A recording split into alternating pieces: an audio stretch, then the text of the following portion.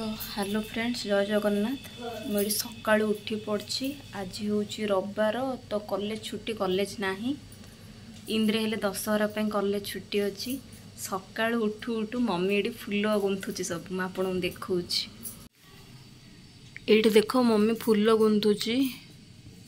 आज आम रामचंडी टेम्पल जीवु से मम्मी ये फुल गुंथुची। मम्मी से फुलटा देखौनु, से फुलटा देखाती केमी गुंथिचु पूरा टेके ऊपर को। वाह बढ़िया। तो आमे समस्ते आज रामचंडी टेम्पल जीवु। से मो पीयूसी नानी घर आज रोषे कर। तो मामा ये फुल गुंथुची ठाकुर को लेकिन दबू आईटर भ्यू मुझे तुम मानक देखी सब। आज फास्ट टाइम पे ब्लॉग आसी केते दिन पर। ओके नेक्स्ट कौन हो देखा। Bye bye. मु बाबा मिसिकी बाहरी पड़िलु रामचंडी।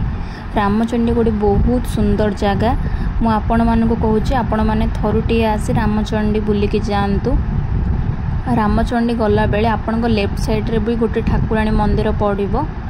सेटा भी बहुत सुंदर जगह, आपण मैंने बुलिकी जातु। तो आम रामचंडी गला बेले से दिन टी वर्षा आउ टे खरा होता। तो पूरा एकाथर आकाश पूरा सुंदर देखा जाउथुला।